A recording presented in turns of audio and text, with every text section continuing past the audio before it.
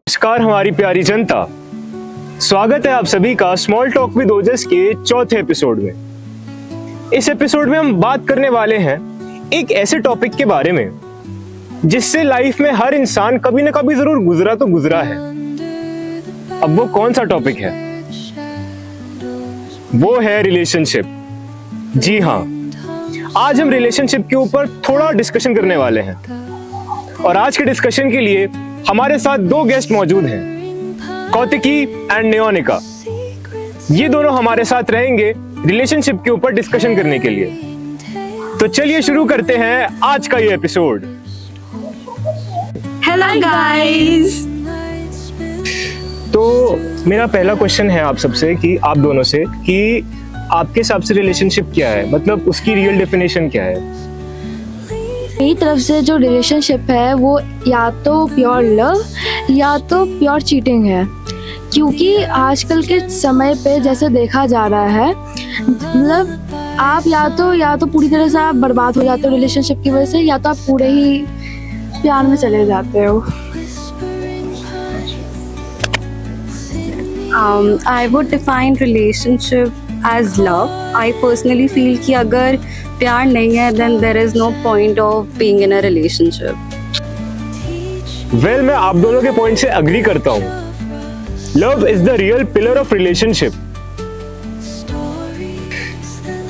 Do you guys believe कि first love ही true love होता है, या टाइम के साथ चीजें बदल जाती हैं?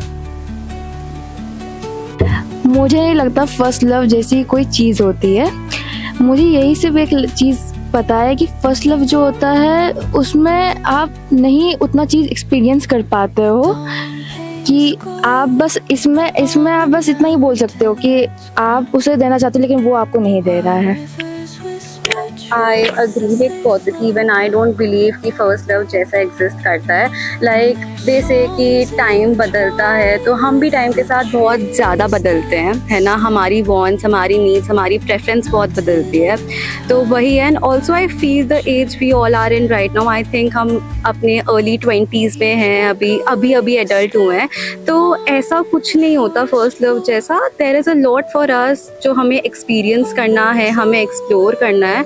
And also I would like to end this thing with an example। जब हम 13-14 साल के होते हैं, हम नए टीनेजर्स बने होते हैं, हमें लोगों पे क्रश होता है, हमें लाइकिंग होता है, हम इतना फ्यूचर का नहीं देखते, हमें होता है कि यार we just need a partner. But जब हम इस एज में आते हैं, हमें फिर रियलाइज़ होता है कि यार हमें सिर्फ एक पार्टनर नहीं चाहिए, हमें उस पार्टनर से चीज़ें चाहिए, चाहे वो ट्रस्ट हो, कम्युनिकेशन हो, कमिटमेंट हो।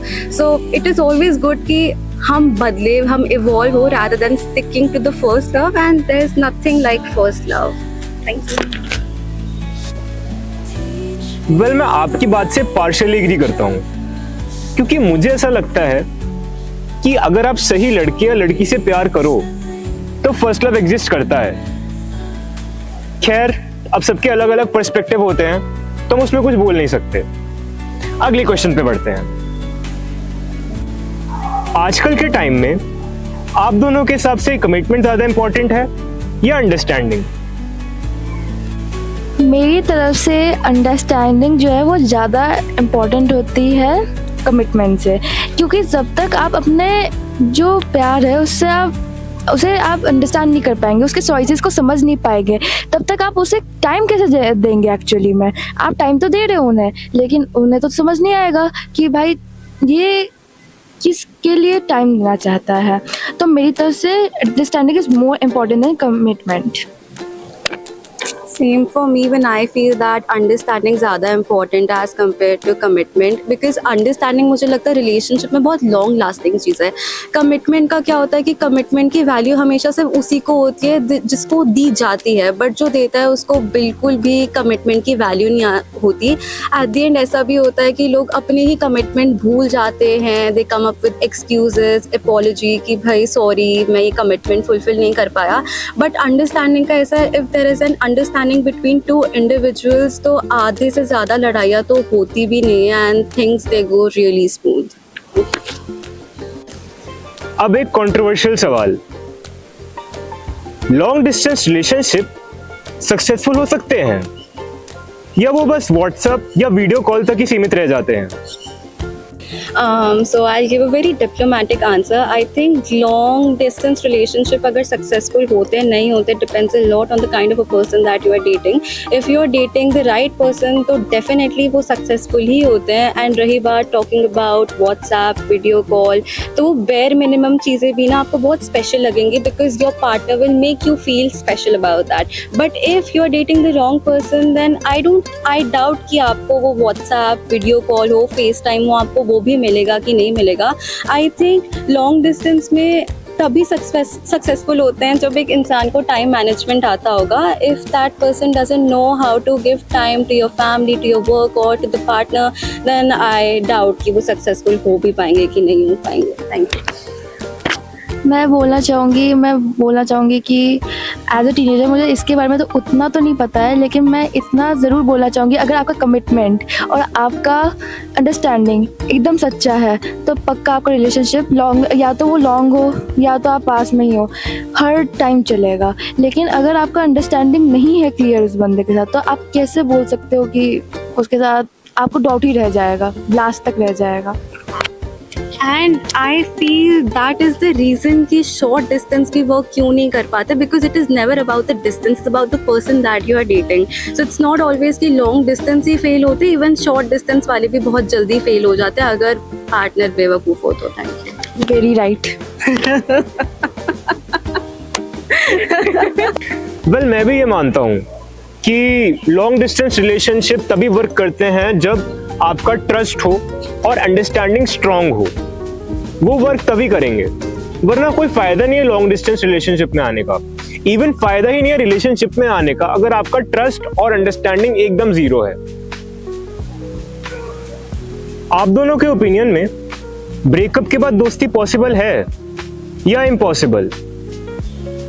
सिर्फ मैं इतना चीज़ बोलना चाहूँगी कि ब्रेकअप के बाद फ्रेंडशिप मुझे नहीं लगता है पॉसिबल है, क्योंकि अगर आपका, मुझे पता है कि रिलेशनशिप एंड फ्रेंडशिप में बहुत कुछ अलग होता है, लेकिन रिलेशनशिप में अगर आप ट्रस्ट तोड़ ही रहे हो तो आप एक्चुअली में फ्रेंडशिप में भी ट्रस्ट तोड़ सकते हो. तो सिंपल सा मीनिंग रहेगा कि नहीं, मुझे नहीं लगता कि ब्रेकअप के बाद फ्रेंडशिप हो सकता है.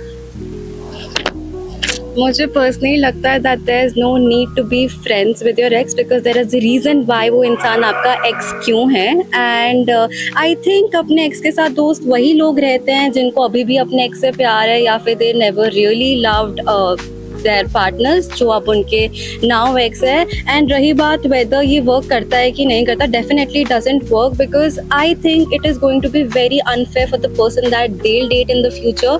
अगर उनके पार्टनर को ये चीज़ पता चली कि वो अपने एक्स के साथ अभी भी टच में, आई थिंक उनका आने वाला रिलेशनशिप बहुत अफेक्ट हो जाएगा. प्लस मुझे ये भी लगता है कि ठीक है, it happens, you know, you realise the fact कि ठीक है यार, टाइम गलत था, हम इमेच्योर थे, आपको रियलाइजेशन होती है, which is a good thing. You उसके लिए I don't think so there's a point being friends with your ex. You can be a good well wisher for them, but being friends with your ex is nonsense. Girl rocked. Thank you. Well, मेरा भी ये मानना है कि आपको x से दोस्ती करनी ही नहीं चाहिए, क्योंकि वो आपका पास्ट था. एंड अगर आप पास्ट को किसी और फॉर्म में याद करोगे तो वो आपको ट्रॉमेटाइज्ड ही करेगा, वो आपको सुकून तो देगा नहीं. Well now, here comes the fun segment, the rapid fire round. इस राउंड में आपको ज्यादा कुछ नहीं करना है, बस ये बताना है कि जो सेंटेंस है वो रेड फ्लैग है या ग्रीन फ्लैग. अभी क्या होने वाला है? Late replies. White flag. I mean it depends.